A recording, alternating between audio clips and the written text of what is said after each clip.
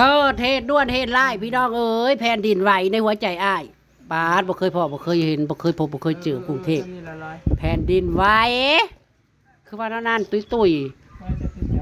เป็นไปได้เบิดเนาะคู่มือน่ะสมว่า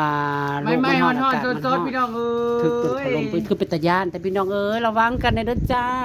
ขอให้ปลอดภัยกันเบิดสุขสุขคนเด้อผู้ใดอยู่ที่ทะละแวกหน้าก็ได้ ไปในใจอ้ายบ่ย ในไสก็เฮ้ยที่ถล่มนะ นี่มาเบิ่งนี่ตึกสูงนะ บักสูงกำลังสร้าง โอ้ใครอยู่มันถล่มลุบลงมาจะลุมเนาะ มันแบบว่ามันย่อลงเลยมันเอี อื ยง ม ไปก็ วินาทีนี้หนีตาย แต่ก็ยังถ่ายได้อยู่นะ ทั้งเล่นทั้งท่าย นี่ ปาดตอนนี้โอ้ ก็มันสูงอีหลีเนาะ กระสูงกันเนาะตึกมันไม่ทันแล้วเนาะ โหเนาะสู้นี่คือเป็นอันนั้นบ่กรุงเทพกับแผ่นดินไหวบาทนี่ ญาติจะตุจักรพะนะเบิดกรุงเทพบ่จังเนาะ เสนอเบิด อุ้ยมันบ่มีคนก่อสร้างอยู่ในหันบ่เนาะ เข้าเลนเนาะ ก็เล่นออกอยู่ดิมัน เนาะเขาก็สิ มันก็ดื่ม เป็นดิน น้ำ ไว เรื่อง ก็ ได้ รู้อยู่แล้ว แต่ว่าเขาเจ้าสิมีอันเตือนภัยอิหยังอยู่บ่จักบอกเฮือระใดคือสึนามิน่ะบ่ เตือนภัยกับตา เนาะอย่ามันบ่เคยเกิดเด้ในกรุงเทพมันบ่เคยเกิดแผ่นดินไหวเด้ ท่านว่าเตือนภัยกับผู้ก็อีบ็อกอยู่ตั้งเทิงเดมาดเล็กอยู่ตั้งเทิงเดมันสิเป็นอะไร อันนี้นะจตุจักรบ่ตัวนี้ ย่านจตุจักรเขาว่าอันโตตัว อุตยานท่านพี่น้องเอ้ยคู่มือนี่อีหยังที่มันบ่เคยเกิดมันก็เกิดขึ้นได้เบิดเนาะ เมื่อกี้โทรหาร้านสาว ฮัลโหล โทรหาเด้อพี่น้องได้อยู่กรุงเทพกรุงไทย โทรหาร้านสาวเมื่อกี้โอ้เวลากับคนลูกเลยพี่น้อง มีกระไร มันมีจักจุดนี่นะมันที่มันไหวเนี่ย โอ้ย แค่ คอยสิได้ไปเสื้อเขาก็อยู่ในบ้าน แถวที่มุมเมืองกันนะเนาะ ไอ้ โอ้โหเป็นดินไวแต่บ้านเจ้าหันบ้านก้อยฮ้อนโหระเตะแล้วนี่ เฮ้ยถามเมียนอภรณ์ดูยังน้อยไปน้อ ไป ย อยู่บ้านหมอพี่เล่นบ๊อบบี้คันลงได้นี่วะ ลงคาราซิบัตกรุงเทพอยู่คิดว่านะ บ่บ่ได้ฮอดสุขอยเด้อ อีร้อยมันอยู่ในอันแถวสุขุมวิทนี่ เอามันอยู่ในจตุจักรนั่นเลยว่าเป็นขนม ใช่ยังวะเฮ้ยแถวแพทตินัมนี่นะ เดี๋ยวได้โทรหา เออ หน้าเพจ เออไอ้ลอยเราเฮ็ดอันเรียกอยู่อัน โทรหาพี่มอนเด้อ กันเรายัง คือบ่โทรหาพี่คิวเนาะ แถวสุขุมวิท พี่มอนบ่รับโทรคือโทรบ่ได้ทำงานหรอก แล้วแผ่นดินไว้หอดใส ในร้านมันกันนั้นบ่ในร้านมันก็โยกอยู่บ่ หาพี่คิวดูพี่คิวอยู่คือว่าสิเสียนี่เนาะเสียรังสีแต่บ่สิเสียหมู่อ่ะเอ้ย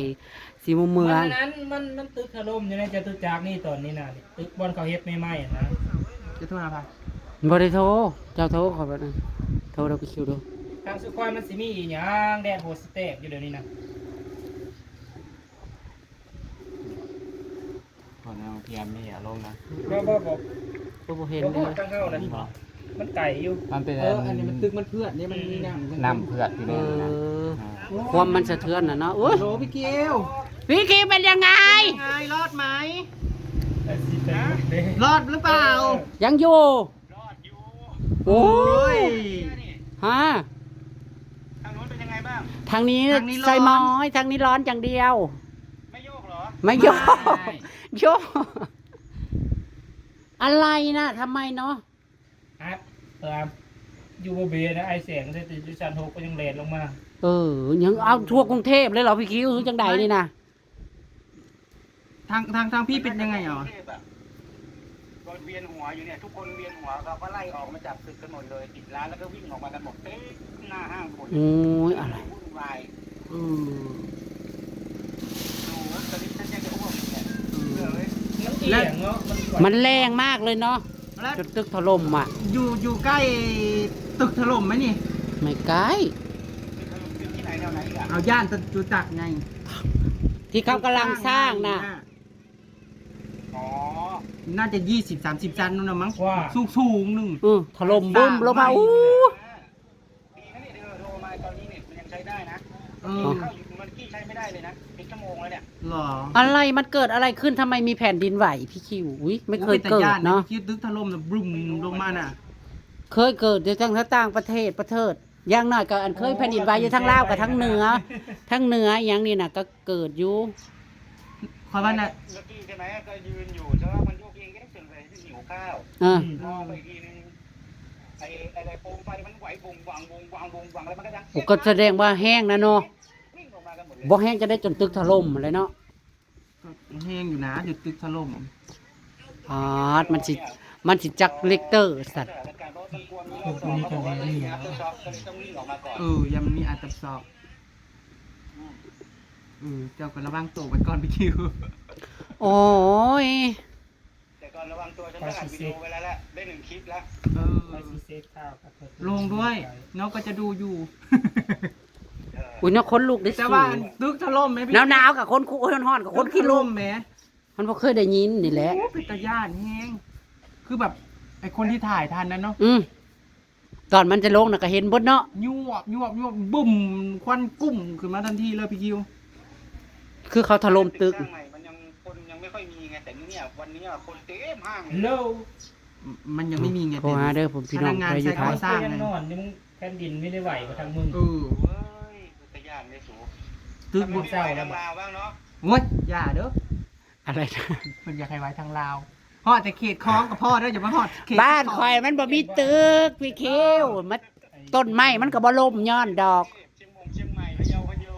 ว่าตึกจะตุจากที่มันสร้าง ประเทศลาวอยู่ขนาดอยู่เวียงกับตึกก็บ่ได้สูงเพราะจักสั่นบ่มันฮอด10สั่นอยู่บ่ ส่วนจะตุจาก ประเทศลาวเขาบ่ให้สร้างตึกสูงเขาบ่มีงบ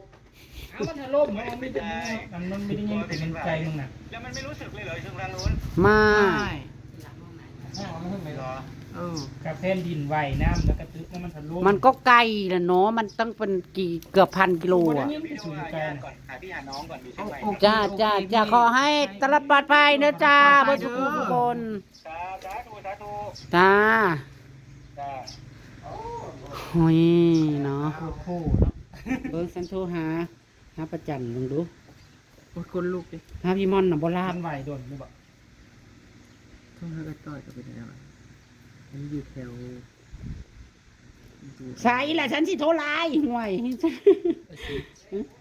4-5 นาทีมันเป็นดินไหวนะ ปาดสั่นมากพี่ม่อนบอก เดี๋ยวมันเป็นจะไปเฮ็ดเวฟอ่ะ เวียนหัวเลย ที่นี่ก็ไหวสั่นมากพี่บอลบอก พี่มันอยู่ไส พี่ม่อนอายุอหยังพระรับทั้ง ข้าวตัวแรก อีหยังแถว มันสูง แถวแม่น้ำเจ้าพระยาเนี่ยเราอยู่ไสได้ปะ ห่วย เอ้ย พระพระ เอา ประ แด แด ง ง ยานแต่ตัว บ่แม่น บางทีตึกสูงๆที่เขาเฮ็ดใหม่ พี่อยู่แถวใดพี่ม่อนน่ะอยู่แถวไหน คันนั้นก็ซ้ำนะ โทรหาผู้อยู่ปักสั่ง 5 นาที สั่นมากว่า 4-5 สั่น นาที ใช่ โอ้ยโทรหาประจันกันดูจ้าโอ้ยชื่อวันไม่รับจันจะใส่ละ โอ้ยพวกพี่อันนี้มั้ย ฮัลโหลเติ้น ปาด เติ้นเอ้ยว่าน้ำแม่นะ เติ้นแผ่นดินไหวบ่เติ้น เติ้นเอ้ย ไปลอยเพิ่งเล่นหนีแล้วบ่ สายสองอ๋อพี่มอนมาอยู่สายสอง โอ้ย นี่ก็ว่าบลักบไหลของมันเนาะ แถวเขา เติ้น นี่คือมันคือสีแจ๊ก แม่เจ้าเด็ก โอ้ยใส่เลย เอิ้นมาว่าโทรศัพท์มาสิในใส่อันนี้ของ ทั้งเลนทั้งหัวพูดกับพุ่น ได้ยินแต่เสียงนกแก้ว คอยคือบ่เห็น แม่เจ้าเด็ก เอาโทรหาญาติพี่น้องเด้อผู้ใดก็ได้ มีชะมออนุญาตกันไหนนี่มัน ดั ได้ งชิดไก่ย่างเนาะเขา ได้ยินแต่เสียงนกแก้วในห้องไว้แว่วๆอยู่ บริเวณกรุงเทพแล้วมันจะเนื่อนเบอร์ ดาราที่จะตายหมดบ้าน แผ่นดินไหวแรงอยู่ออกจากตึกพี่นายบอก เอาประจันบ่รับสายนะตอนนี้เข้ามาตึกคืนละอ๋อ ก็เลยมันก็มีเตือนบ่มันสิไปเตือนเธอมันสิไปเตือน มันเนาะข้าบ่ได้ทันได้บ่เคยเกิดเด้ มันเตือน เฮ็ดดีโรงงานได้ปะนี่อันไหนบ่ฮู้ จึกโอ้ยประจันก็ไม่รับสายเนาะพี่นายบอกว่าเข้ามาตึกในตึกแล้ว ฮัลโหล แผ่นดินไหวแรงอยู่ออกจาก เป็นได้อ้วนเป็นนาดาแผ่นดินไหวบริหารเธอบ่ โอ้กูรีดนมอยู่คนเดียวอ่ะมีเมียยังไม่ได้ เป็นแล้วโอ้ยมันก็ไปโทรถามบุงลุงบ่แล่นี้ตายอยู่นั่น งานรีดไว้แท้โดยสองมัว ก่อนเนี่ย เออ เบิ่งลูกเพิ่นแล่นๆ เบิ่งลูกพวกนี้แล่นออกในตึกนี้ตายอยู่นั่นน่ะ ขอให้ทุกคนปลอดภัยด้วยจ้า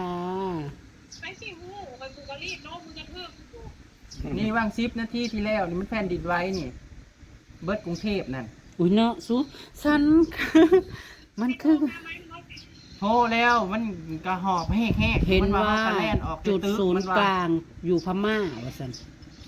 ประมาณมัน เนี่ยแถวอันจตุจักรแห่งตึกถล่มพุ่น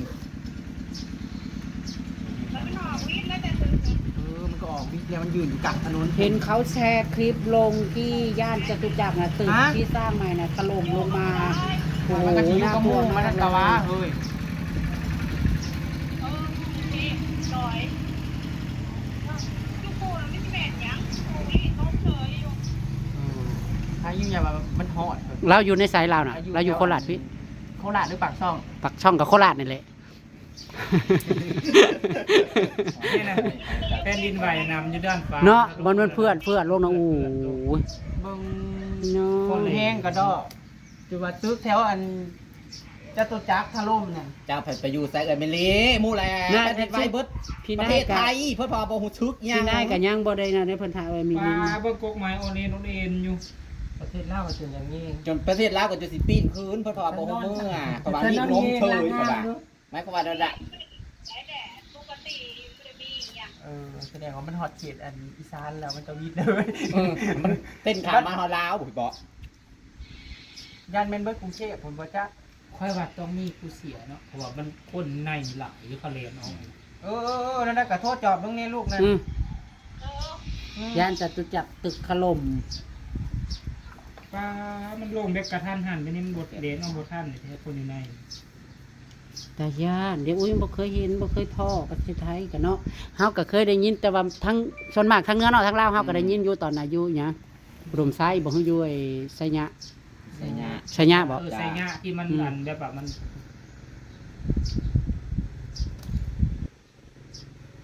โอ้ยเนาะพี่นายก็เฮาก็เห็นในทรงคลิปนี่บ่แบบไผก็เนาะแบบนี้ให้เพิ่นให้ออกจากตึกหมดเด้ เขาหาย้ายก่อน เบิ่งอัน เอาฉันคิดไม่ออกฉันโทรหาประจันก็ไม่ติดนี่นะโทรหาพี่ม่อนน่ะออกจากตึกอยู่แต่ว่าแทบพี่ชุมพี่นายนี่กลับเข้าไปแล้วนี่นะพี่ชวีวันเราอยู่ไกลอยู่วะ บริเวณกรุงเทพ เบิ่งเด้อเบิ่งเยาวราชก่อนย้ายมารับซ้ายสั่งเลนยังบ่ได้ไปฮัลโหลเป็นอะไรยายบ่เป็นจังไดบ่แดดอย่างเดียวเออ โอ้ยอย่าเอามาถอดเกือบ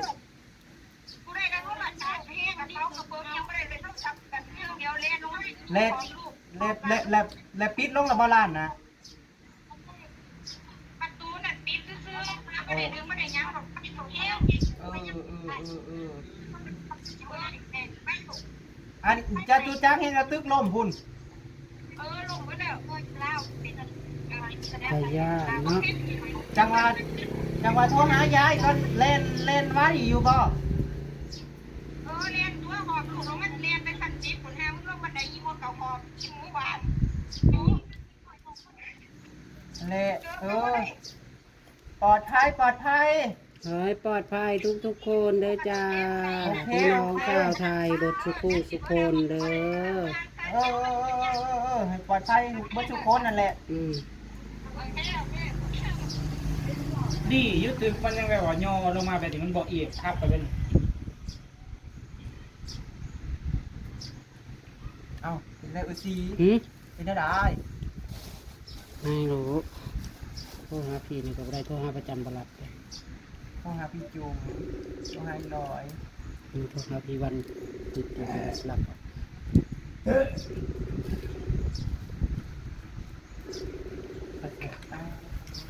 อันนี้เธอข่าวเลย โอ้ย เจ้ากระโทษเขา มันอยู่อ่ะเธอนอกเขาอยู่แถวอะไรลาดพร้าว แสดงเขาเจ้ายังยุ่งอยู่เขาเจ้าบ่ได้รับหรือว่ามันบ่มี ทั้งแล่นอยู่ เนาะ ย่านมันมีอัต แต่ว่า อัพ พี่ เด อั ท นนี้ ซอ เนาะ ก อาจจะช็อกอาจจะช็อก เขาเจ้าว่า โอ้ยจังใดก็ขอให้พี่น้องเบิดสุขุสุขคนเด้อจ้าตลอดปลอดภัยเด้อค่ะเนาะพี่น้องเอ้ยเดี๋ยวข่าวอุ้ยมันไอ้เขาเจ้าลงเมื่อกี้นี่เนาะบ่เกิน10 ตอ นาที ที่ ที่ ตั้ง ผ่าน มุก มา เขายังเลนลงมา จังใดก็ขอให้ปลอดภัยเด้อจ้าขอให้ผ่าน เล่นอยู่สันซิปลงมาหอบลูก ไปด้วยดีเด้อพี่น้องเด้อจะได้กัดขอแสดงความเป็นห่วงเป็นใยนำมาสุขุสุขคนกันแล้วกันเด้อจ้า เ